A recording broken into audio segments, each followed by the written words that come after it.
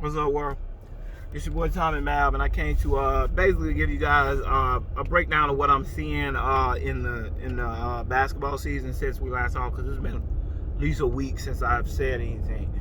So I know you guys can give a shit less, but I mean, as people who come to watch my videos whenever I do them, I feel like I you know what I'm saying, I should input, and have a conversation with y'all about this stuff. So here's my point. Okay, so I was talking about the at the beginning of the year, I said when they lost Allen, they're screwed. They put way too much pressure on Kevin Durant to make up for all. Like, Kevin Durant is a great defensive player, but he can't guard the rim, guard the perimeter, guard the mid-range. Like, Kevin Durant is one person. He can't guard everybody. So when they brought in Harden, I was like, that is the dumbest shit I've ever seen. You get rid of Karis LeVert, who was a two-way player. You get rid of Allen, who's a great defensive. You get everything on your defense you gave up to get a guy who's going to give you something you didn't really need anyway, which is more offense, right? They didn't play with Harden last night, and they put up 146 points. So they didn't need more offense. And people keep saying, well, they lost because Harden wasn't there. It's like, no, if Harden was there, Joe Harris wouldn't have had as many shots as he got. Joe Harris played well last night. He made up and then some. What's his name? Green scored 23. So it's not like they needed more points. And that's all Harden would have gave them. Defensively, he would have been way more of a liability than they did. They were allowed. They were able to play what's his name, TLT or TLC way longer than they would have if Harden was in that game. Because truth of the matter, when they played with two of them, they are better defensively. They just still suck because they sucked before, because they didn't have you without. They want to start DeAndre Jordan. He is hot garbage. He can't guard the perimeter at all, and he's not good. He can't rotate well like he used to. All you have to do is bring him out on the pick and roll. I mean, you bring him out or bring him a little away from the basket. He cannot get back. So half of the time, what defenses are doing is they're running pick and rolls on his side that forces him to have to come up if they get around the pick and roll. He has to step up. Problem is, he can't step up. If he steps up, they either backdoor it, in which he can't get over to block it, or they just straight up take it straight to the rim. And they did that 2 or 3 times on DeAndre Jordan because he's just not a great defender. And so you got a rim protector who is just hot garbage that made you believe that somehow you could give up Jared Allen, which at the beginning of the year, anybody with any slither of common sense would have told you there's nowhere in the hell you're going to give away Jared Allen when your only other alternative. That should have been a no-go. When the Cleveland Cavaliers or whoever the hell was asking for Jared Allen, that should have been something that was untouchable to them. They should have been like, look, we can't give you him. You know what I'm saying? We can give you anybody else, but we can't, unless y'all going to throw in another big, we cannot do this trade. Throw in JaVale McGee. They could have got JaVale McGee from the Cavs. You know what I'm saying? So in my opinion, it's like, throw in JaVale and we got a deal. But they didn't. They all they got was Harden. So all you got was Harden. You lost your best defenders. They lost Prince. They lost Jared Allen. They lost Karis LeVert. Their best defenders. And Karis LeVert was a two-way player. He ended up with a cancer situation, so he ended up not being able to play anyways. But he was a two-way player. So you got rid of a guy who could give you points and play defense for a guy who can give you points and hold the ball and throw off the continuity of your offense.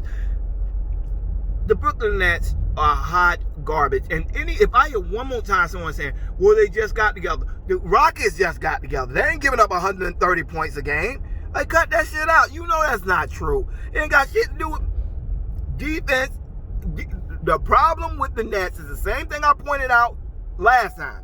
When you have two players, the Warriors found this out. When you have two players that are liability that you can isolate and put in pick and roll situations, you are screwed defensively, because you can't put they're unplayable together. You can't play him and Kyrie on the court at the same time, because even if you flip it around and say, okay, well, offensively they're great. Yeah, they're great, but they're still discombobulated, right?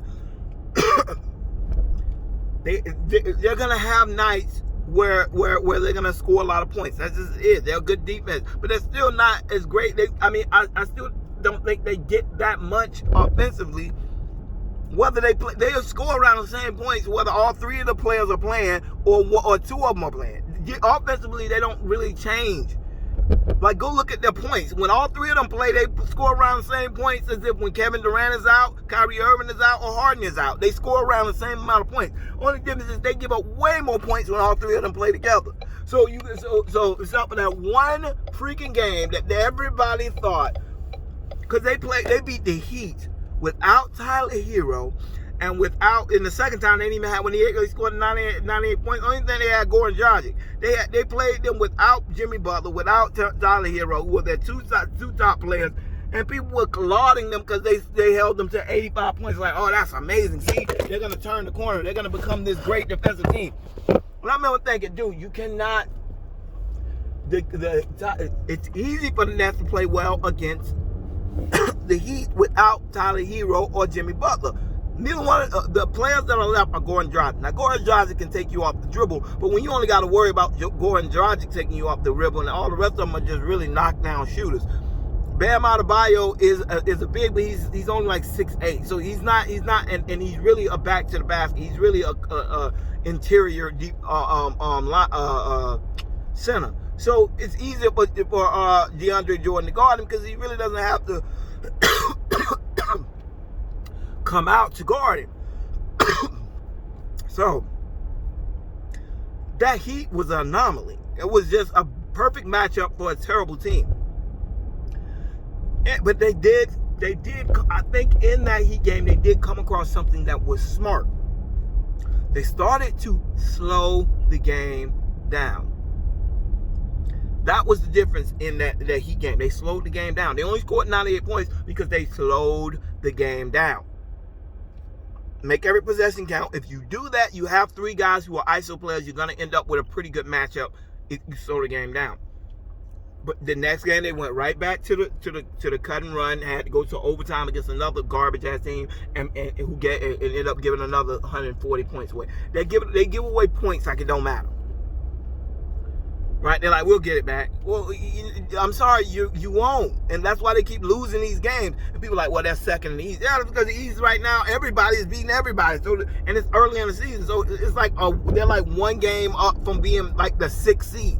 So it's not like they're like, people act like they're winning these games like, well, they're second in the East. So what can you really say? Yeah, they're second in the East, and they're a game away from being 7th in the East. That's because it's a very competitive conference right now, and the difference between number 1 and number 7 is like one game. So when I saw that, I was like, man, can we please stop with the Brooklyn Nets? It's not unfair to judge them now. They have to mail. Like, dude, them guys, like the Rockets are doing just fine. The trade on all the other teams, Cleveland seems to be doing just fine. The Rockets seem to be doing just fine. Neither one of them are giving up 130 points a game. So please miss me with the they need to figure it out thing, because the other two teams that aren't struggling, only people are struggling is them. So that's first. The Lakers, everybody like Lakers, but it is so funny, man. It's like when you are a LeBron James fan, hater, it is so pathetic. Like, the man they have so little to ever celebrate, right? And the man, like, they literally look like the Lakers lost to the Pistons. I'm like, seriously? Y'all gonna hang your hat on a back-to-back game where they played the Pistons and Anthony Davis didn't play? That's y'all one critique of the season? Oh, I told you they gonna get exposed. It's like, dude, that was a back-to-back game. And they played down to the competition for way too long. Anybody who think that if they played the Pistons in a 6-game series, that wouldn't be a blowout 4-0 sweep, it's crazy. That's not indicative of how good the Lakers are. That is a blip, a trend. That's what you have. That's what people fail to do. There are things called trends. Kevin Durant messing up in the final place is starting to become a trend. I am as big as Kevin Durant fan as you can get, but you can finally tell it's starting to get to him. when he is really starting, he does a turnover like nearly every single time he has the ball with the game on line. He doesn't miss the shot. He turns the ball over. He's done that like 3 games. This is starting to be a trend with Kevin Durant, and it's because the narrative around Kevin Durant, because Kyrie Irving has become more, there's more animus there. There's more tension, because now he feels like people are questioning him in that regard. So every single time he gets it, they analyze it. And if you are Kevin Durant, it's starting to play with his mind. You get what I'm saying? Like he's starting to like that one with a pass. Westbrook knocked the ball out. That was one turnover that could have been a turnover, but it ended up going out of bounds. The big turnover was when he asked for the ball, but you can tell his nerves. He was nervous because Russell Westbrook was so aggressive with him. He changed his mind at the last minute. You can tell Westbrook got in his head. He was worried that Russell Westbrook was going to come from the back because Russell Westbrook is so quick. He was picking them all night. He was picking Kyrie. He was picking KD. He was just taking them all night. He was just taking the ball. So it was one of those things, man, where you were like, dude, like you could tell it was in the back of his head. He thought he couldn't find him. He's like, oh snap, I can't turn. Westbrook gonna be on me. So he probably thought Westbrook was closer than he was, and he cut back. When he cut back, what's his name? Joe Thomas was already in the midst of passing it, and when he did that, and when he was already in the midst of passing it, and once he passed it, it was nobody there because Kevin Durant had already started going back in. Like you could tell, starting to get in his head. So, like I said, that's becoming a trend. That's a trend. When the Lakers when the Lakers have a trend of losing to bad teams. They don't. They have a trend of blowing out bad teams. Half the time, LeBron and AD don't even finish the game. Then they turn right around and beat the Celtics, right? And I don't care what you say. At no point in that Lakers-Celtics game did I think the Lakers were going to lose. No point. At no point. As long as it stayed close, I was like, in the end, the Lakers are going to win. They're just too good. They're too good defensively, and they're too good offensively. That's the difference between the Clippers. The Clippers, people, and they're going into my next point, which is about the Clippers. Everybody keeps talking about how great the Clippers are and the fact that they're the number 1 in the NBA right now. Yeah, half a game over the Lakers. And they're playing way less superior competition. They're not playing the teams the Lakers are playing yet. They're playing their first real good test is going to be against the Nets. They really have been playing. They've been playing a boot-ass schedule. Like the schedule has been very kind to them. They're playing a lot of below 500 teams, a lot of struggling teams. They're not playing the schedule the Lakers are playing. They're not playing the Bucks. They're not playing teams like the Bucks, the Celtics, the you know what I'm saying? I think they all the good teams they played to, they lost. I think they lost to the Suns. They lost to the Warriors. They lost to the Hawks. I think they lost literally to every single good team they played. But the problem, and this is my problem with the Clippers, their first team is good. I would go around and say their first team is comparable to the Lakers. The problem is they have to play crazy minutes, and they can never take rest. The minute Paul George or Kawhi Leonard come out of the game, they start to lose. Almost immediately. They have to have one of them on the floor at all times. It's crazy. You will watch a game, watch the Clippers.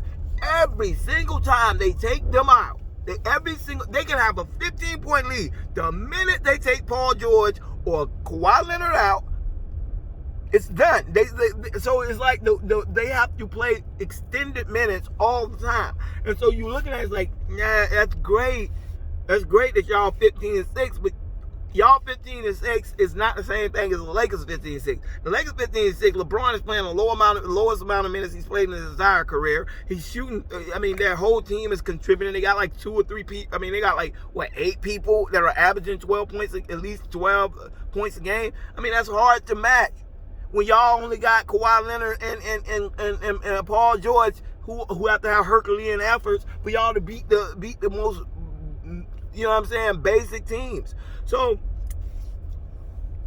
The Clippers, I think, are a fraud, and I think as it gets closer to the playoffs and they start to play tougher competition, you're gonna see their schedule even out, because you cannot have Kawhi Leonard and Paul George playing those type of minutes all year.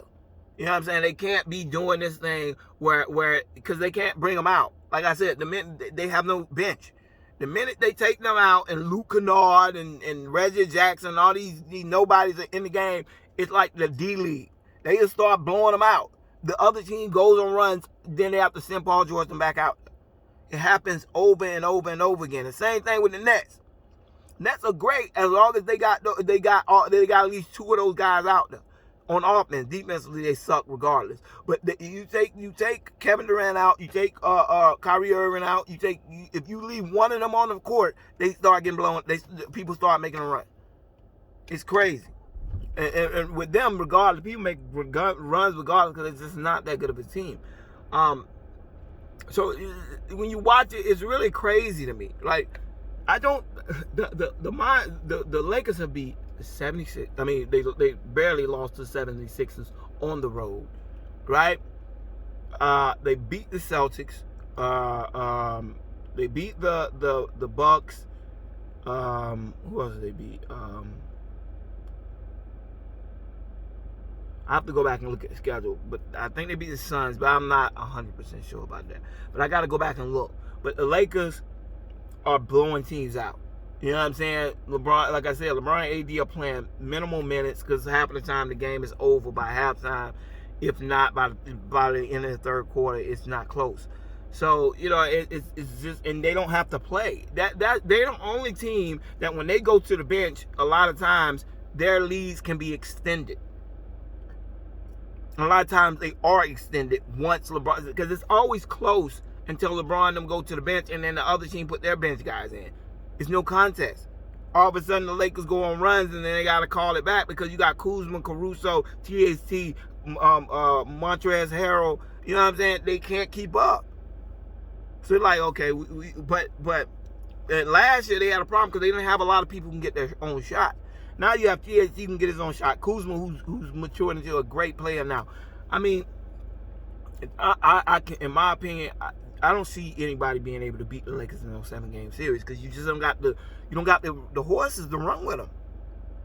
You're gonna have to start resting, or the tax is gonna start. You saw what it did to Jimmy Butler. You're gonna have to have the horses to be able to, the bench to be able to run with them, and it's gonna be very hard to find a bench that's gonna give you 30, 40 points a night like the Lakers do. That bench is giving them 30, 40 points a night. Your bench is giving you 16, maybe 15. And then, oh yeah, when their first team is in, they're unstoppable. So it's like they get a lead, and in order to relinquish a lead, and even if they do, you get a lead, it's hard to keep that lead. Because they can throw so many lineups at you, and they can play you in so many different ways within a game. So they can come out and they can go, okay, you're gonna come out with Paul Gasol, with Marc Gasol, big lineup.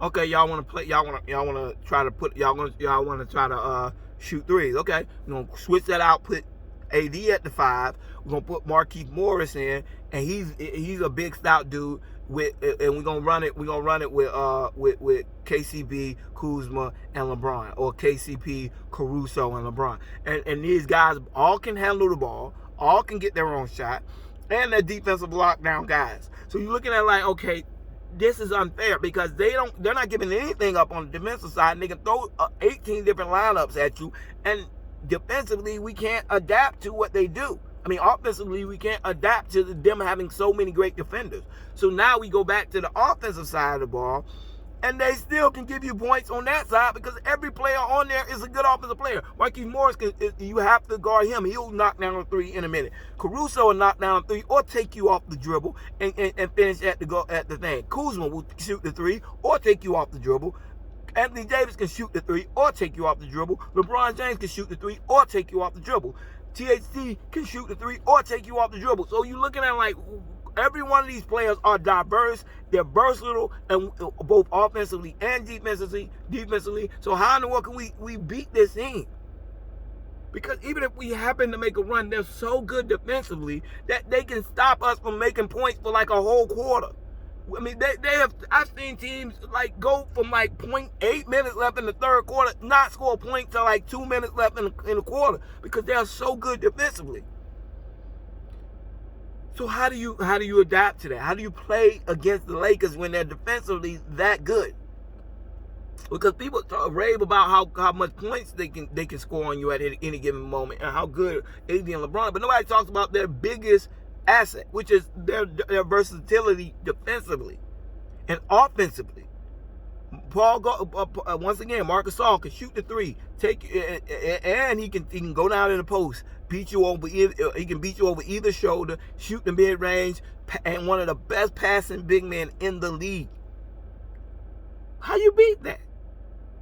You gonna beat him with Serge Ibaka, who's a great rim protector, but isn't the most versatile defender, but he can do a lot of different things for you. Kawhi Leonard is a great perimeter defender. So is Paul George, but neither one of them is helping you if Serge Ibaka can't get the job done. If Giannis and Serge Ibaka are playing each other, that's not going to be an even matchup. So regardless, my point in saying what I'm saying is I just wanted to come out here and speak some common sense to these people because I'm so sick and tired of hearing the whole narrative that the Nets need time in jail when the teams that they traded with are doing just fine and not giving up 130 points a game. If they're not giving up 130 points a game, what's your excuse? Because they all of them just I mean, the Rockets completely changed their team. And they're on a 5-game win streak. So please say they got a jail bullshit. That's complete bullshit. Victor Oladipo controls the ball.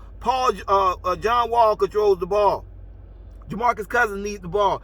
Christian Wood needs the ball. All these players on the Rockets need the ball. But somehow they found a way to win 5 straight. But y'all all of a sudden, we can't do it. We it's gonna take us some time to chill. Please, y'all are not good defensively. Kyrie is not hard to figure out. Harden is not a good defender. No matter how hard Harden tries, he cannot be a good defender because he has terrible feet. He has terrible feet because he's overweight. So he has way too much. His body distribution is way off. He has smaller legs and he has a overweight upper body. So his body, once his body gets leaning forward, they getting around him 9 out of 10 times because it's too much weight distribution to try to switch it back. And that's why he can never get in front of anybody because his weight is off. He's not in shape. So he's regardless of what he does, Harden just has bad feet. He will never be able to. He's great on offense because he can use that very same body, get a slight advantage on you, put that body on you, and now you have to foul him or let him score. He can do that with the best of them. But defensively, that's also a problem because now that same big body, he has to turn it to try to get in front of somebody before they make a move, and he can't do it. Kyrie Irving has all the tools in the world to be a great defender, except he's not tough. That when people talk about how brittle he is, talking about him crying all the time, that is a sign of him of how tough he is. He is not a tough player. He's not somebody gonna stick his nose. You see what Russell Westbrook did last night when he took on Kevin Durant? You will never see Kyrie Irving doing that. He's just not that tough. He's not a bulldog. He's just a guy who's good at scoring the basketball, and that's in somewhere in his career he thought that was the only thing he needed to do. He never tried to be. He never showed himself to be a great defender because he just does not. He has all the tools in the world to be a great defender. He's quick. He's fast. All he needs is the mental side of it. Meaning he has to stick his nose in there and not not worry about it getting busted. But he does. The minute somebody comes through, he's moving his head out of the way. He's backing off. He's not Patrick Beverly. He's not Chris Paul. You're not gonna see him leaning forward when the guy is throwing the ball around like that. That's not Kyrie Irving. Kyrie Irving gonna have his head back. He's gonna be trying to play without touching you because he does not want to body you. He does not want to put his body on the line for the defense. So every single time he tries to play defense by just staying on the outside without ever making any contact with the player. And then in the end, he ends up getting a foul anyways because they're going to come into you. Either you going to meet them or they're going to meet you. You standing back trying to play this hands-off defense in which you just let people get around you and then try to finish like you LeBron James and come over the back and block it. That ain't gonna happen. You don't have the athletic ability. You're not 6'5". You're not gonna be able to recover to get to that ball on the other side of the defender. All you end up doing is getting fouled. And that's what he kept doing. He's not going to think. You got to, when you're a small player, like a Chris Paul, a Patrick Beverly, those type of guys, you got to be a hard-nosed defender. You got to be able to put your body in. You got to put your body in position to actually affect the game. You got to be there at the point of return. You got to step over picks. You got to fight through picks because you know once they get around you, you're too short to recover. On most guys. So you got to stay in front of them. You have to stay in front of them, and you have to get as close to them to where they can't breathe. And if you catch a errant bow, and you catch an errant bow, but you gotta be hard nosed, like I said, like Chris Paul, Rondo. You gotta be that type of defender if you're gonna be a small defender. And Kyrie Irving just is not that type of defender. He's gonna stand back, he's gonna put his hand up, and he's gonna hope that he can steer them by some magic trick. Force them out, even though he doesn't body them up. He doesn't he doesn't put his body on people. He doesn't put his body into people. He just stands on the outside and hope that he can outquick them and outthink them and figure out where they're gonna go before they go. And when 9-10 times he doesn't do it, they end up beating him to the cup, and then he tries to recover and get over and block it on the back across somebody's body and gets a foul call. So there's no way to make up for those two dudes. Okay, you cannot make up for Kyrie Irving, hands off Kyrie Irving. I'm not going to put my nose in nothing. And James Harden, who's too sloppy and out of shape to stay in front of anybody. No matter how many threes they throw up on the other end. So, I mean, even like people were talking the other day, they scored 160 or something like that last game. I'm like, dude, they gave up 125 in a blowout. So, yeah, they had a great game. Offensively. Defensively, they still gave them 125 points. Please, that's not a great achievement. But that is what the Nets have done has really highlighted the distance between basketball purists and this new age of athletes who love people like Steph Curry and Dame Lillard. And Kyrie Irving. These guys who score a lot of points but don't do much else. It's like they're great shooters, but they don't play any defense, and because they score a lot of points, people act as if the other side of the field, the court doesn't matter. But basketball purists are always like, I don't like him. He's not really, to call him the greatest in the game, and he can't play defense is kind of disrespectful. Like, the people thought I hated Steph Curry. I'm guessing people are starting to realize now that I never hated Steph Curry. I just hated the narrative surrounding Steph Curry that he was the best player in the league. I'm like, you cannot be the best player in the league and you don't play any defense. And they have to hide you on the defensive side of the floor. That's my problem I have with Luka. Luka's a great player, but when you got to hide somebody on the defensive side of the court, they're not the best player in basketball because they're a liability. So the points that they give you on the offensive end only counts if they don't give it right back on the defensive side. And too often, these new era of basketball players, they're great on one side of the ball and they give the points right back on the other side.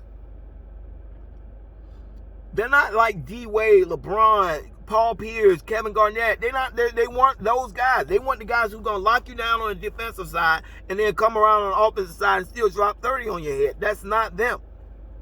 They're the type that's gonna drop 30 on your head and be still -6 in the efficiency column, in the plus minus. They're gonna be -6 because they gave you 30, but they gave up 48 because they're the weak link on the defensive side. So the only way you can let them play is like Isaiah Thomas. Like everybody crabs on Isaiah Thomas, but that's pretty much what 90% of the point guards in the league, these shoot first point guards, are nowadays. James Harden, yeah, he give you 60, but he gonna give you 62 back on the other end. So how great is he? Because his plus minus is terrible. When he's on the court, they lose. Because he's just as much a liability on the defensive side as he is an asset on the offensive side.